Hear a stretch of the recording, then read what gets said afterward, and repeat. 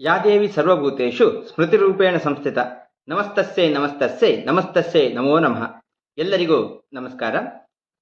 ಶ್ರೀಮದ್ ದೇವಿ ಭಾಗವತದ ದಶಮಸ್ಕಂದದ ಕಥೆಗಳನ್ನು ನಾವು ಇವತ್ತು ಕೇಳೋಣ. ಜಯ ಮಹಾರಾಜನು ಭಗವತಿ ಭ್ರಾಮರೀ ದೇವಿಯ ಕುರಿತಾಗಿ ಹೇಳುವಂತೆ ಕೇಳಿಕೊಂಡನು. ಆಗ ಕೃಷ್ಣದ್ವೈಪಾಯನರು ಹೀಗೆ ಹೇಳುತ್ತಾರೆ. ಪ್ರಾಚೀನ ಕಾಲದಲ್ಲಿ ಅರುಣ ಎಂಬ ಹೆಸರಿನ ಮಹಾಪರಾಕ್ರಮಿಯಾದ ದೈತ್ಯನಿದ್ದನು. ದೇವತೆಗಳ ಬಗ್ಗೆ ಸದೈವ ದ್ವೇಷ ಬುದ್ಧಿಯುಳ್ಳ ಈ ದಾನವನು ಪಾತಾಳದಲ್ಲಿ ವಾಸಿಸುತ್ತಿದ್ದನು. ದೇವತೆಗಳನ್ನು ಸೋಲಿಸಿ ಸ್ವರ್ಗಾಧಿಪತ್ಯವನ್ನು ಹೊಂದಬೇಕೆಂಬ ಮಹತ್ವಾಕಾಂಕ್ಷೆಯು ಅವನಲ್ಲಿ ಉಂಟಾಯಿತು.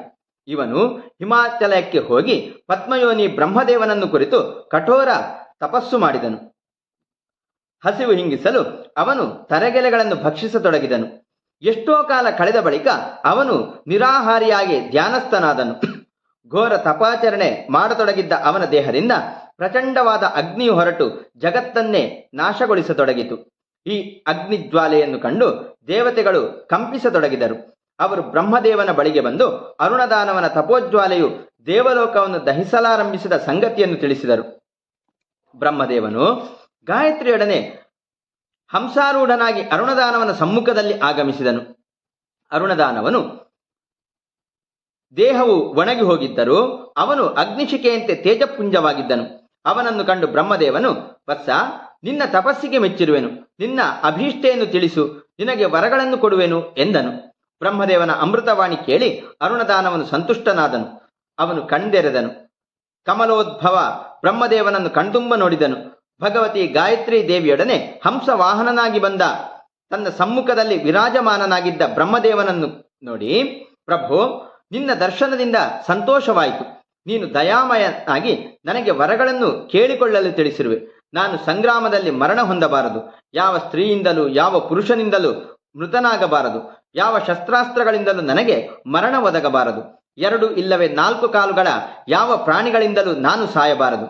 ದೇವತೆಗಳ ಮೇಲೆ ದಾಳಿ ಮಾಡಿ ವಿಜಯ ಸಂಪಾದನೆ ಮಾಡುವಂತೆ ನನಗೆ ವಿಪುಲ ಶಕ್ತಿಯನ್ನು ನೀನು ದಯಪಾಲಿಸಬೇಕು ಎಂಬುದಾಗಿ ಬೇಡಿಕೊಂಡನು. ಅರುಣ ಹೀಗೆ ವರಗಳನ್ನು ಕೇಳಿದ ಕೂಡಲೇ ಬ್ರಹ್ಮನು ತಥಾಸ್ತು ಎಂದು ಹೇಳಿ ಗಾಯತ್ರಿ ದೇವಿಯೊಡನೆ ಸತ್ಯಲೋಕಕ್ಕೆ ಪ್ರಯಾಣ ಮಾಡಿದನು. ಅರುಣದಾನವನು ಪಾತಾಳದಿಂದ ಬಲಶಾಲಿಗಳಾದ ದೈತ್ಯರನ್ನು ಕರೆಯಿಸಿಕೊಂಡು ಸ್ವರ್ಗದ ಮೇಲೆ ದಾಳಿ ಮಾಡಲು ಸಿದ್ಧನಾದನು. ಮೊದಲು ಅವನು ಅಮರಾವತಿಗೆ ದೂತರನ್ನು ಕಳುಹಿಸಿ ಶರಣಾಗತರಾಗಬೇಕು, ಇಲ್ಲವೇ ಸಂಗ್ರಾಮಕ್ಕೆ ಅಣಿಯಾಗಬೇಕು ಎಂದು ದೇವೇಂದ್ರನಿಗೆ ತಿಳಿಸಿದನು.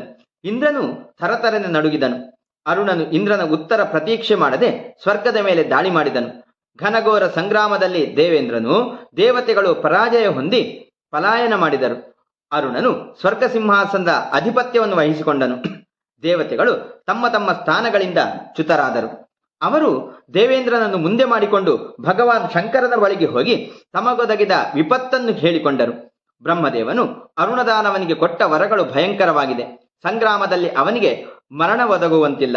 ಶಸ್ತ್ರಾಸ್ತ್ರಗಳಿಂದಲೂ ಸ್ತ್ರೀ ಪುರುಷರಿಂದಲೂ ದ್ವಿಪಾದ ಚತುಷ್ಪಾದ ಪ್ರಾಣಿಗಳಿಂದಲೂ ಅವನಿಗೆ ಮೃತ್ಯು ಬರಲಾರದು.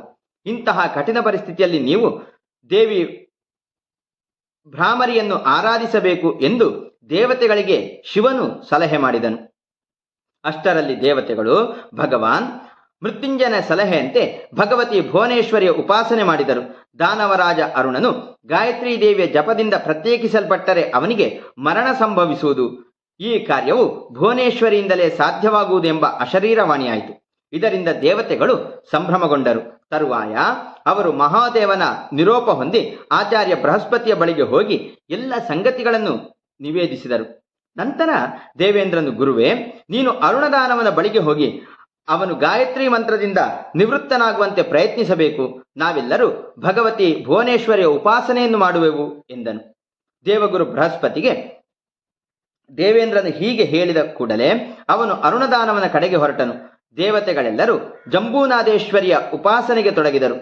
ದೇವಿಯ ಮಾಯಾಬೀಜ ಮಂತ್ರವನ್ನು ಎಲ್ಲ ಜಪಿಸಲಾರಂಭಿಸಿದರು. ಬೃಹಸ್ಪತಿಯು ಅರುಣದಾನವನ ಬಳಿಗೆ ಬಂದನು.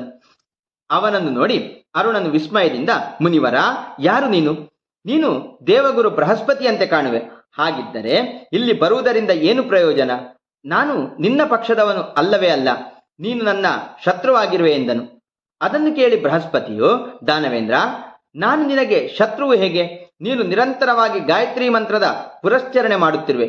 ದೇವತೆಗಳಾದ ನಾವು ಅದೇ ದೇವಿಯ ನಾಮಜಪದಲ್ಲಿ ಮಗ್ನರಾಗಿರುತ್ತೇವೆ. ನಾವು ದಾನವರು ಒಬ್ಬಳೇ ದೇವಿಯ ಉಪಾಸಕರು. ನೀನು ಗಾಯತ್ರಿ ಜಪದಿಂದ ಅಮೋಘ ಬಲವನ್ನು ಹೊಂದಿರುವೆ. ಬ್ರಹ್ಮರ್ಷಿಯಾದ ನಾನು ಯಾವಾಗಲೂ ಆ ದೇವಿಯ ಮಂತ್ರದ ಪುನಶ್ಚರಣವನ್ನು ನಡೆಸುತ್ತಿರುವೆನು. ಅಂದ ಬಳಿಕ ನೀನು ಮಿತ್ರರಾಗುವುದಿಲ್ಲವೇ? ಹೇಗೆ ಶತ್ರುಗಳು ಎಂದು ಕೇಳಿದನು. ಬೃಹಸ್ಪತಿಯು ಹೀಗೆ ಹೇಳಿದ ಕೂಡಲೇ ಅರುಣದಾನವನು ಅಭಿಮಾನಕ್ಕೆ ಬಿದ್ದನು. ದೇವಿಯ ಮಾಯೆಯು ಅವನನ್ನು ಆವರಿಸಿತು. ಕೂಡಲೇ ಅವನು ಅಹಂಕಾರದಿಂದ, ದೇವಗುರು, ನೀನು ದೇವತೆಗಳು ಗಾಯತ್ರಿ ಮಂತ್ರದ ಅನುಷ್ಠಾನದಲ್ಲಿ ತೊಡಗಿರುತ್ತಿದ್ದರೆ ಅದನ್ನು ನಾನು ಇದೇ ಕ್ಷಣದಲ್ಲಿ ತೊರೆದು ಬಿಡುವೆನು. ದಾನವರು ದೇವತೆಗಳು ಎಂದಿನಿಂದಲೂ ವೈರಿಗಳು. ಆ ಪರಂಪರೆಯನ್ನು ನಾನು ಬಿಡುವುದಿಲ್ಲ. ನೀವು ಎಂದೆಂದಿಗೂ ಶತ್ರುಗಳೇ ಎಂದನು. ಅರುಣದಾನವನು ಹೀಗೆ ನುಡಿದ ಕೂಡಲೇ ಅವನ ಮುಖವು ಕಳಾಹೀನವಾಯಿತು. ತೇಜವಡಗಿ ಅವನ ಮುಖವನ್ನು ದೇವಗುರು ಬೃಹಸ್ಪತಿಗೆ ಕಂಡು ಸಂತೋಷವಾಯಿತು. ಕೂಡಲೇ ಅವನು ದೇವತೆಗಳ ಬಳಿಗೆ ಬಂದು ಎಲ್ಲ ಸಂಗತಿಗಳನ್ನು ಹೇಳಿದನು. ಎಲ್ಲ ದೇವತೆಗಳು ಈ ಸಂಗತಿಯನ್ನು ಕೇಳಿ ಸಂಭ್ರಮಗೊಂಡು ದೇವಿ ಭುವನೇಶ್ವರಿಯ ಯಜ್ಞವನ್ನು ವಿಜೃಂಭಣೆಯಿಂದ ನೆರವೇರಿಸಿದರು. ಎಲ್ಲ ದೇವತೆಗಳು ಗಾಯತ್ರಿ ಮಂತ್ರದ ಪುನಶ್ಚರಣ ಮಾಡತೊಡಗಿದರು. ಕೆಲಕಾಲ ಗತಿಸಿದ ಬಳಿಕ ಭಗವತಿ ಜಗದಂಬೆಯು ಪ್ರಕಟಳಾಗಿ ದೇವತೆಗಳಿಗೆ ದರ್ಶನವಿತ್ತಳು. ಕೋಟಿ ಸೂರ್ಯಪ್ರಭೆಯಿಂದ ಬೆಳಗುವ ದೇವಿಯನ್ನು ನೋಡಿ ದೇವತೆಗಳೆಲ್ಲರೂ ಸಂತೋಷಗೊಂಡರು. ದೇವಿಯು ತನ್ನ ಮುಷ್ಟಿಯಲ್ಲಿ ಭ್ರಮರಗಳನ್ನು ಮಾತ್ರ ಧರಿಸಿದ್ದಳು. ಅವಳ ಕೈಯಲ್ಲಿ ಯಾವ ಆಯುಧಗಳು ಇದ್ದಿಲ್ಲ. ಅವಳ ಸುತ್ತಲೂ ಅನೇಕ ಭ್ರಮರಗಳು ಝೇಂಕಾರ ಮಾಡತೊಡಗಿದ್ದವು. ದೇವಿಯು ಸಾಲಂಕೃತಳಾಗಿದ್ದಳು. ಸರ್ವಾತ್ಮಿಕ, ಸರ್ವಮಯಿ, ಸರ್ವಮಂಗಲ ಸ್ವರೂಪಿಣಿ ಮೊದಲಾದ ಅಭಿಧಾನಗಳುಳ್ಳ ದೇವಿಯ ದರ್ಶನ ಹೊಂದಿದ ದೇವತೆಗಳು ಧನ್ಯರಾದರು. ಎಲ್ಲರೂ ದೇವಿ ಭ್ರಮರಾಂಬೆಯನ್ನು ಸ್ತುತಿಸತೊಡಗಿದರು. ದೇವತೆಗಳು ಒಕ್ಕೊರಲಿನಿಂದ, ಸೃಷ್ಟಿಸ್ಥಿತಿ ಲಯಾದಿಗಳಿಗೆ ಕಾರಣಲಾದ ಭಗವತಿ ಮಹಾವಿದ್ಯೆಯೇ, ನಿನಗೆ ಅನಂತ ವಂದನೆಗಳು. ಜಗತ್ತನ್ನು ಧಾರಣ ಮಾಡಿದ ಮಹಾದೇವಿಯೇ, ನಿನಗೆ ಅನೇಕ ಪ್ರಣಾಮಗಳು. ನಮೋ ನಮಃ. ಭಗವತಿ ದುರ್ಗೆಯೇ, ನಿನಗೆ ಅಭಿವಂದನೆಗಳು. ಮಾತಾ ಕಾಳಿಕೆ, ನೀಲ ಸರಸ್ವತಿ, ಉಗ್ರತಾರೆ, ತ್ರಿಪುರ ಸುಂದರಿ, ಕಮಲಾನನೆ, ನಿನಗೆ ಅನಂತ ವಂದನೆಗಳು. ಮಾತೆ ಗಾಯತ್ರಿ, ಸಾವಿತ್ರಿ, ಸರಸ್ವತಿ, ಸ್ವಾಹ, ಸ್ವಧಾ ಮೊದಲಾದ ನಾಮಗಳಿಂದ ಕೂಡಿದ ಶ್ರೀಮನ್ ಮಹಾದೇವಿಯೇ, ನಾವೆಲ್ಲರೂ ನಿನ್ನನ್ನು ಮೊರೆ ಹೊಕ್ಕಿರುವೆವು. ಕೃಪಾನಿಧಿಯಾದ ನೀನು ನಮ್ಮನ್ನು ಉದ್ಧರಿಸು ಎಂದು ಪ್ರಾರ್ಥಿಸಿದರು. ದೇವತೆಗಳು ಭ್ರಮರಾಂಬೆಗೆ ತಮ್ಮ ಮೇಲೆ ಬಂದಿರುವ ಗಂಡಾಂತರವನ್ನು ತಿಳಿಸಿದರು.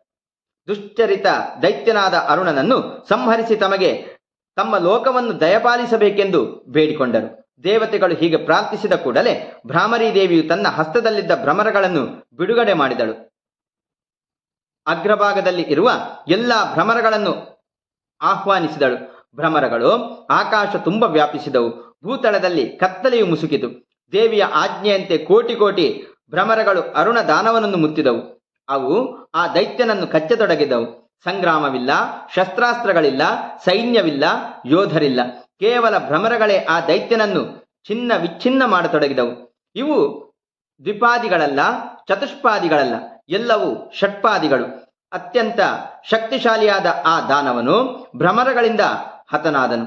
ದೈತ್ಯನು ಗತಾಸುವಾದ ಕೂಡಲೇ ಎಲ್ಲ ಭ್ರಮರಗಳು ಭ್ರಮರಾಂಬೆಯ ಬಳಿಗೆ ಬಂದವು. ಭಗವತಿ ಭ್ರಮರಾಂಬೆಯು ಈ ಮಾಯೆಯನ್ನು ಕಂಡು ಜಗತ್ತು ಆಶ್ಚರ್ಯಭರಿತವಾಯಿತು. ದೇವತೆಗಳು ಜಯ ಜಯಕಾರ ಮಾಡಿದರು. ದೇವ ದುಂದುಭಿಗಳು ಮೊಳಗಿದವು. ಸುರರು ಭಗವತಿ ಜಗದಂಬೆಯ ಮೇಲೆ ವಿಮಾನಗಳಿಂದ ಪುಷ್ಪ ವೃಷ್ಟಿ ಸುರಿಸಿದರು. ದೇವತೆಗಳು ಭಕ್ತಿಭಾವದಿಂದ ಭ್ರಮರಾಂಬೆಯನ್ನು ಪೂಜಿಸಿದರು. ತರುವಾಯ ದೇವಿಯು ಅಂತರ್ಧಾನಳಾದಳು. ದೇವತೆಗಳು ಸ್ವರ್ಗಲೋಕಕ್ಕೆ ತೆರಳಿದಳು.